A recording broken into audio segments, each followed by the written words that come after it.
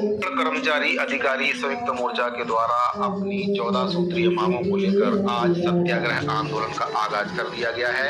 आपको बता दें कि छत्तीसगढ़ कर्मचारी अधिकारी संयुक्त मोर्चा के द्वारा पिछले दिनों छत्तीसगढ़ के मुख्य सचिव को एक ज्ञापन सौंपा गया था, जिसमें कर्मचारी और अधिकारियों को केंद्र के बराबर 4% डीए और डीआर देने की मांग की गई थी। साथ ही 14 सूत्रीय मांगों को लेकर ज्ञापन सौंपा गया था, लेकिन ज्ञापन पर किसी भी प्रकार का विचार प्रशासन के द्वारा नहीं किया गया है, जिसको लेकर छत्तीसगढ़ कर्मचारी अधिकारी संयुक्त मोर्चा के द्वारा आज 6 मार्च को रायपुर के नलघर चौक पर 12 बजे वे एकत्रित होंगे, जहां से 1:30 बजे वे कलेक्टोरेट परिसर में एकत्रित होंगे। देश के कर्मचारी अधिकारी और पेंशनरों को केंद्र के बराबर 4% महंगाई भत्ता देने, कर्मचारियों के एरियस की राशि को जीपीएफ खाते में जमा करने, कर्मचारियों की जो सेवानिवृत्ति की उम्र है उसको 65 वर्ष करने, 7वें वेतनमान की अंतिम किस्त को जारी करने की मांग को लेकर आज छत्तीसगढ़ कर्मचारी अधिकारी संयुक्त मोर्चा के द्वारा रायपुर के नलघर चौक पर एकत्रित होंगे 12 बजे के आसपास, और वहां से 1:30 बजे कलेक्टोरेट परिसर में जाकर कलेक्टर को मुख्यमंत्री जी के नाम पर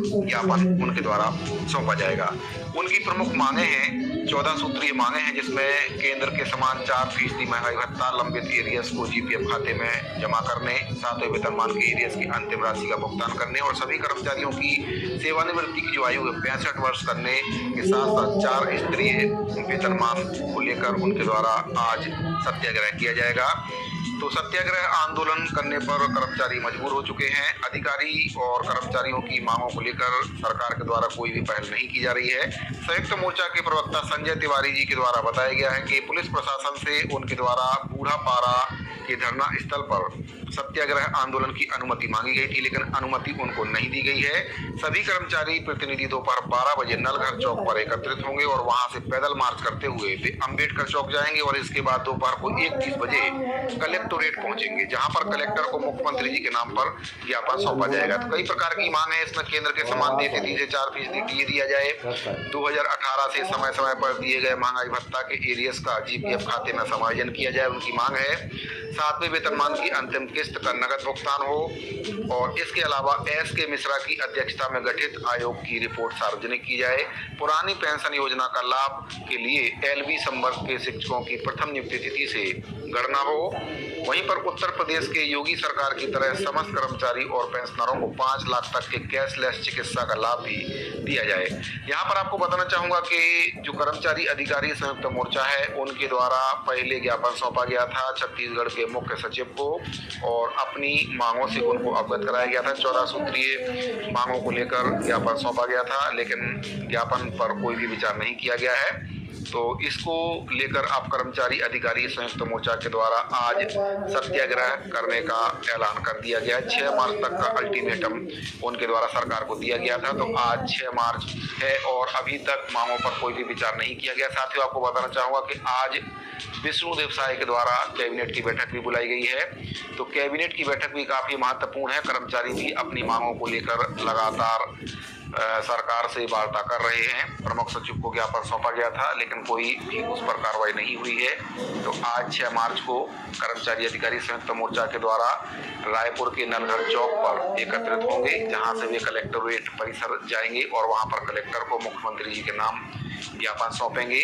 और अगर इसके बाद भी कर्मचारियों की मांगों पर कोई विचार सरकार नहीं करती है तो आगे उग्र आंदोलन की चेतावनी भी छत्तीसगढ़ कर्मचारी अधिकारी संयुक्त मोर्चा के द्वारा शासन को दी गई है। तो साथियों, डीए और डीआर की जो मांग है काफी पुरानी है। इलेक्शन के समय से ये मांग चली आ रही है। इलेक्शन के समय पर पूर्ववर्ती सरकार के द्वारा चुनाव आयोग से जो डीए और डीआर बढ़ाने की अनुमति मांगी गई थी, उस समय अनुमति नहीं मिल पाई थी, लेकिन इलेक्शन के बाद ये अनुमति प्रशासन के द्वारा दे दी गई थी, चुनाव आयोग के द्वारा दे दी गई थी। लेकिन कर्मचारियों का डीए और डीआर बढ़ाने के बजाय सरकार के द्वारा जो प्रशासनिक सेवा के अधिकारी हैं उनका डीए डीआर बढ़ा दिया गया, जिससे कर्मचारियों में काफी आक्रोश है। साथियों, आपको मैं यहाँ पर यह भी बताना चाहूंगा कि केंद्र सरकार के द्वारा केंद्र के जो कर्मचारी हैं उनके डीए में 4% की वृद्धि अभी फिर से की जा रही है, जिसके बाद केंद्र के जो कर्मचारी हैं उनका जो डीए है 50% हो जाएगा, जिसके बाद डीए को 0 कर दिया जाएगा, फिर 1 से उसकी गणना होगी। लेकिन छत्तीसगढ़ के जो कर्मचारी हैं वे काफी अभी पीछे चल रहे हैं। तो कर्मचारियों की मांग है कि उनको केंद्र के समान जो महंगाई भत्ता है वह दिया जाए, पेंशनरों को डीआर दिया जाए। सरकार इसके ऊपर अभी तक कोई भी विचार नहीं कर पाई है। काफी समय हो गया सरकार बने हुए, सरकार में जब नहीं थे तब उनके द्वारा ये बात कही जा रही थी कि कर्मचारियों को केंद्र के बराबर महंगाई भत्ता दिया जाएगा, तेजी से दिया जाएगा। तो इस पर सरकार को संज्ञान लेना चाहिए। आज की कैबिनेट की बैठक में सरकार को चाहिए कि डीए और डीआर के मुद्दे पर मुहर लगाएं और प्रदेश के कर्मचारियों को लोकसभा चुनाव से पहले बड़ी सौगात दें। साथियों, अगर आपको जानकारी अच्छी लगी हो तो वीडियो को लाइक कर दीजिए। अगर आपने अभी तक चैनल को सब्सक्राइब नहीं किया तो चैनल को सब्सक्राइब कर लीजिए। मिलते हैं अगले वीडियो में। धन्यवाद।